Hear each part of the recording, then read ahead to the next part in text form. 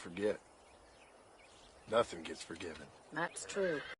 Greetings, fellow mortals. Just a reminder, saying it's just my opinion is for cowards. Hate me, argue with me, that's fine. Life is basically a bunch of assholes screaming their opinions into the void anyway. Now, after saying all that, I will now state a very controversial opinion of mine. There is no such thing as true perfect redemption. I don't mean this in a religious sense. You can believe in whatever God or faith that you want. What happens in possible afterlives cannot be observed, but I can see what happens in this life. In terms of reputation, nothing is ever truly forgotten. Not for people, not for brands, not even for countries. The best you can get is some people deluding themselves into thinking that the terrible things that you did were actually good. This is a viewpoint that I developed after watching real life stuff and from playing Red Dead Redemption 1 and 2 multiple times. Now that might sound weird to you, but those are pieces of art. The storytelling is inspiring. It made me look at the world and realize, oh wow, people are still defined by the worst things they've ever done. Even if they're free, the populace won't forget. Hell, sometimes you're defined by the things that your ancestors did, or a group that you're associated with did. Now, doesn't that suck? But hey, that's life. People have been like that since the beginning of sentience and will continue until we're all dead. Life sucks, and then you die. The only way to really avoid all of this is to not do anything too bad to other people.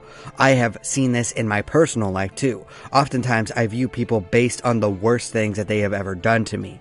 It tells me what they're capable of doing. It's why I often try to follow the platinum rule with other people. Treat them how they want to be treated. And if they're just assholes, then I don't deal with them outside of what is necessary. They're not truly defined in my brain. They're literally nothing. I don't trust them, and I doubt I ever will completely. Now, you could call me a cynical asshole, but I'm just being honest here. It takes a whole lot for me to actually give up on someone though. You want to see what I mean? Read my book Above Heaven. It is all about that part of me. But I, like everyone else, can't just forget when someone does me wrong, even if I do forgive them, especially if I trusted them. And this is the same for a company that I actually trusted not to screw me over, because there's like 2 of them in existence and one of them has already let me down. The Witcher 3 is in my top 5 games list of all time.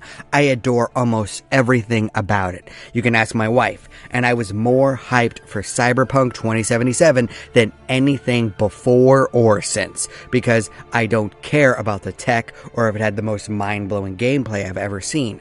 I just cared about having the same level of writing and immersion that The Witcher 3 had, and being an okay game to play, which, well, the first one happened at least.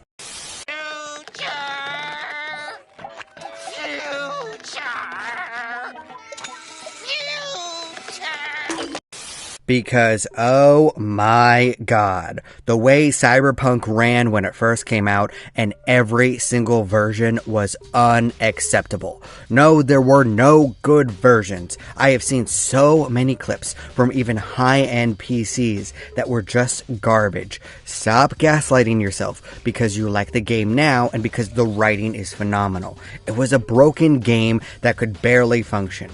Nothing worked how it should. The crashes were constant. Important cutscenes bugged out all the time. And I would even argue that the cars and guns didn't handle nearly as well as they do right now. The literal only saving grace was how phenomenal the world building and character writing were. Even years later, I could probably tell you beat by beat what happened not only in the main story but also in the major side quests. And not just because I was forced to watch everything 3 times due to crashes. Everything about that part of the game was phenomenal, and the little details in the notes, the side quests, and the gigs were amazing. In fact, the storytelling was so great that I 100%ed the game as it was at the very start. But here's the thing, I did not do it fairly. I used every single exploit possible to make me invincible, because screw it. If the game is going to be unfair, I'm going to use every single hole that I can to force my way through it. Winners don't lose! In fact, the story experience was so perfect that I tried to replay the game 3 separate times. That's how amazing the writing and the performances were. But I couldn't even get past the heist because of how terrible things were, even up to the Phantom Liberty 2.0 update. I went back every year and it all sucked. Everything but the quick hacks. Nothing felt like it should be. But then this final time where it was supposedly fixed, it actually was fixed. And thank God for that, because as it is now, Cyberpunk 2077 is a masterpiece. Not only does it have the amazing writing, concepts, and world building from before, it is actually fun to play now. I love running around and getting into fights. Sometimes I take out a katana and just hack away at people. Sometimes I use a pistol in my quick hacks. Other times I use my sniper rifle and just kill them all from a distance. Sometimes I just want to kill everyone stealthily. The gigs are fast, have backstories, and great dialogue, and usually they can be done however you want, with minimal crashes now. Yay! Not to mention that driving and using a gun actually feels pretty good now. Plus, they removed the god-awful armor and gun level system. In every way possible, Cyberpunk 2.0, Phantom Liberty, whatever, is 1 million times better than the release version. Brilliant! And finally, I can go back and properly analyze the story. I can see all of the small details and foreshadowing that CD Projekt Red masterfully crafted. I can enjoy the dialogue and the choices and the world building. I can explore the city without worrying about losing progress from constant crashes. I can be awed just by what this company accomplished. Normally, I prefer third-person shooters to first-person shooters. It's just a preference, unless it's Doom. And I thought I would actually prefer a third-person mod for Cyberpunk, but the first-person perspective with V is important. CD Projekt Red used the first-person perspective as a storytelling device. It's not something that anything other than books or Hardcore Henry have achieved. Yeah, you remember that film? I sure do. First-person isn't used a whole lot, but CD Projekt Red cultivated the entire experience around it. If you take that away, you take something away from the story, and that's pretty cool. In a way, it's a video game story that needs to be a video game story. It can't be a book, it can't be a movie, it can't be a show. Edgerunners aside. I mean, the specific story of V, not David. Anime does not need to be in first person, the game did. Just clarifying. Oh, girls, you're both pretty. Can I go home now? Plus, the game achieves the process of making you feel like a person who went from being a nobody to the most important person in Night City. By the end, I felt like an unstoppable badass. This happened in both playthroughs, but I don't think the first one counted because I cheated to get around all of the bugs. And all that isn't taking into account how alive Night City feels as a setting. It is literally perfect. This version of the game broke into my top 10 games ever made lists, maybe even the top 5. There's only one thing holding it back: the start. No matter how much I love everything about the game now, there is always a little voice in the back of my brain saying, remember how it was before though? For me, it ruined part of the experience. Just like how when people break my trust, this game broke my trust. I can't just forget it, and I'm sure many other people feel that way too. Cyberpunk will always have a bit of a bad memory to it no matter what. Is that fair? Well, kind of. It was bad. At the same time, there are plenty of other games that are just as terrible that came out. Just look at the Ubisoft games, or Redfall, or Lord of the Rings Golem. They were all bad, but I expected them to be terrible. I did not trust those games from the start. They look terrible. And even if I don't like them because they spit on some of my favorite genres and some of my favorite stories, you know what? It doesn't hurt as bad because I don't trust the companies. But I did trust CD Projekt Red, and I was let down like many other people.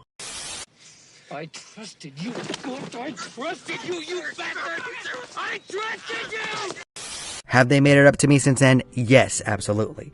Do I forgive them? Yes, I do. I love Cyberpunk. But when someone has a great reputation, the fall comes a lot quicker and a lot harder. Do you want to know the one game I bought right at release this year? Tears of the Kingdom. Nothing else. Even then, I know Nintendo isn't a company that I can trust. Look at how they milk some of their franchises. Same thing with Atlas and Rockstar. They'll milk me for all I'm worth if I let them. I don't trust many companies. I can't imagine if Ryu Go Gotoku Studios let me down. I adore the Like a Dragon franchise. I automatically get every single one that comes out because I know that the games will be excellent. I like CD Projekt Red again, and I am looking forward to their next game, but the problem with Redemption is that no one completely forgets. The only ways bad deeds and failures are forgotten is if they never happened, or if the memory is completely erased with a fresh start because everyone involved is dead. What you do follows you around forever. It defines who you are. It was true in the past, and it is especially true in the age of the internet. I'll hesitate before buying the next Witcher game. It is not a day one purchase. And oddly enough, this fits in very well with the themes around Cyberpunk, of being remembered, of being who you want to be, of forgetting the past and changing, of never fading away. It's sad that Cyberpunk is going to be defined by its failures at the start for the rest of its existence, maybe even into its sequels. People are not going to forget. It's going to be a cautionary tale for a long time. Cyberpunk 2077 is definitely a masterpiece. Unfortunately, it hasn't found true redemption. No one's going to forget. The parallels between the real-life situation and the in-game story are going to weigh it down forever, and that's just unfortunate. You're welcome to disagree with me. That's fine. After all, everyone is entitled to their objectively wrong opinion. You were the chosen one! Please consider giving me a like and subscribing. It would really help me out. And hey, do you like stories about an interconnected world? Then consider giving my LP Shield books a try. They are all connected in some way, but you can jump in at any point, unless it's a series. Then you have to start at the beginning. But I got 3 books out right now and 3 coming next year. You will not have to wait long for content. Either way, thank you. I appreciate you. Do not despair.